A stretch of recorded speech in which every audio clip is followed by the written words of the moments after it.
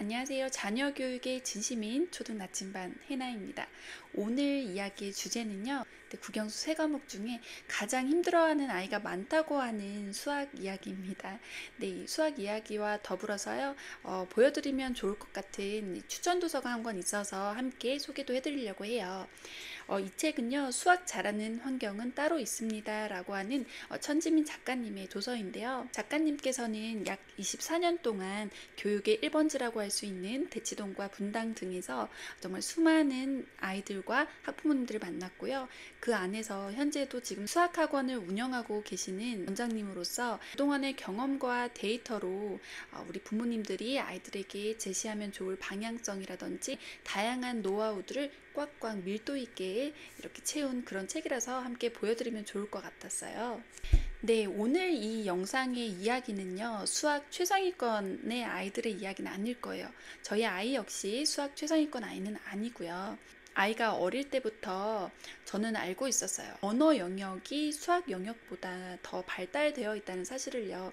그래서 그쪽으로 잘 키워주려고 항상 마음을 먹고 있었는데, 그 수학학원 테스트를 볼 수 있는 기회가 있어서 테스트를 봤는데, 생각보다 굉장히 결과치가 좋게 나온 거예요. 가장 높은 반에 들어갈 수 있다 이런 결과지를 받아보고 나니까 우리 아이는 나랑 좀 다르게 수학을 잘할 아이인가? 앞으로도 잘할 수 있을 아이인가? 이런 생각이 들면서 그 5세, 6세밖에 안 된 아이에게 연산 문제집을 딱 갖다 들이밀게 돼요. 정말 어린 아이에게 연산 문제집으로 두 자릿수, 세 자릿수 이런 연산 문제집을 들이밀었으니 왜 갈등이 없지 않았겠어요. 갈등이 생기기 시작했고요. 저희 아이는 어릴 적부터 자기 주장이 좀 강한 편이라 저에게 엄마 나는 수학이 너무 싫고 다시 수학하지 않을 거야 라고 저에게 선언을 하게 됩니다.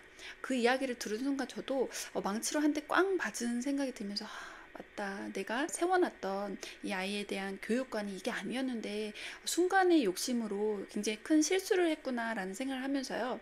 아이가 6세, 7세, 8세, 9세가 되도록 어떠한 사교육도 어떠한 학습지도 문제 단 한 개도 풀리지 않게 해요. 물론 아이가 아직은 초등 저학년이라서 좀 시간이 있다라는 생각을 하고 좀 기다렸던 것 같긴 해요. 9세 중간 정도 됐을 때 가장 친한 친구가 수학을 사실 되게 잘하는 친구예요. 그 친구에게 그 자극을 받았던 모양이에요. 저에게 나도 수학학원 다닐래 라는 이야기를 합니다. 네, 너무 기쁜 마음으로 수학학원 등록을 해줬는데요. 대형 학원, 아주 유명한 학원은 아니에요. 하지만 그 학원에서 전국적으로 주최하는 수학 경시대회에서 우수상, 최우수상까지 입상을 하게 되면서 본인이 스스로 원해서 시작을 했고 그러다 보니까 재미있게 했고요. 이렇게 상을 받아오다 보니까 스스로 성취감도 생기고 자신감도 확실히 높아진 게 느껴지더라고요. 이런 저의 이야기가 우리 도서 속 작가님께서 말씀하신 수학을 대하는 우리 부모님의 태도나 아이에게 앞으로 제공해야 할 어떤 방향성과 굉장히 비슷하고 공감되는 내용이 있어서 정리해 보니까 약 3가지 정도로 볼 수 있겠더라고요. 가장 첫 번째는 아이가 어떤 작은 성과나 성취를 했을 때 크게 칭찬하고 또 나는 잘 할 수 있구나, 나도 할 수 있구나 라는 감정을 충분히 느낄 수 있도록 해주기입니다. 이 아이의 작은 성공 경험, 성취의 경험은 별것 아닌 것 같아도 아이가 이 기억으로 내가 뭔가를 다시 도전할 수 있게 되고 난 도전해도 할 수 있어 라는 그런 그 동기부여가 되게 하더라고요. 그리고 두 번째는요, 수학 문제를 해결하는 데 있어서 주체가 우리 부모님이나 선생님이 아닌 아이 스스로가 주체가 되어서 주인공이 되어서 처음부터 끝까지 포기하지 않고 해결해 나갈 수 있도록 옆에서 응원하고 격려해 주기입니다. 이렇게 하려면 결국은 성공할 수 있는 그 능력치의 문제, 그 수준을 제공해 주는 것도 중요하겠죠.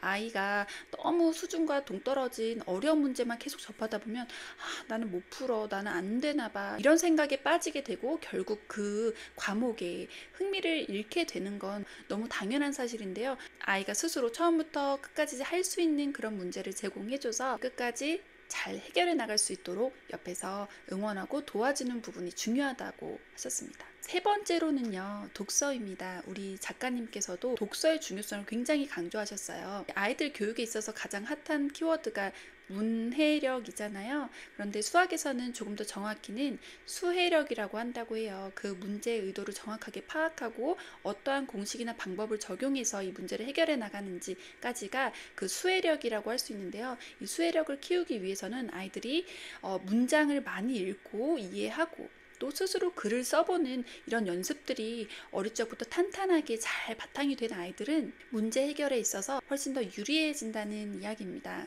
그러니까 정말 이 독서라는 항목은 어느 한 곳에서도 빠지지 않는 기본 바탕이 되는 것 같아요. 저는 그렇게 생각해요. 아이가 수학을 대하는 그 태도는 결국은 아이가 삶을 대하는 태도와 굉장히 맞닿아 있다는 생각을 하거든요. 우리 아이가 살아가면서 정말 어려운 문제를 맞닥뜨리고 또 힘든 일도 겪을 수 있을 텐데요. 쉽게 포기하는 것이 아니라 어떻게 해결하면 좋을지 생각하고 방법을 스스로 찾아내고 또 그것을 해결하는 그 과정들이 굉장히 중요하잖아요.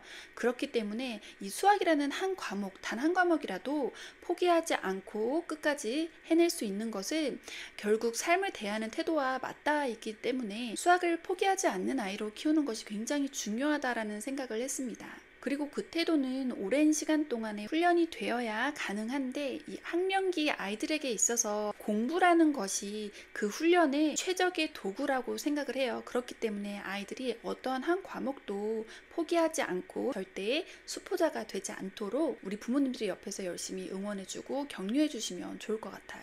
그 외에도 이 도서 속에는 개편된 교육 과정에 대한 설명이라든지 또 우리 아이들 시기별, 연령별 어떻게 그 학습 환경을 제공해주면 좋을지가 굉장히 디테일하게 잘 적혀 있어요. 이 도서는 저도 두고두고 잘 소장해서 저희 첫째뿐만 아니라 둘째 수학학습에 있어서도 도움이 될 도서라서 계속해서 참고를 하려고 해요. 지금 수학이 어려운 아이를 키우고 계시는 우리 부모님들 계시다면 참고하셔서 꼭 도움을 받아보시길 바랄게요.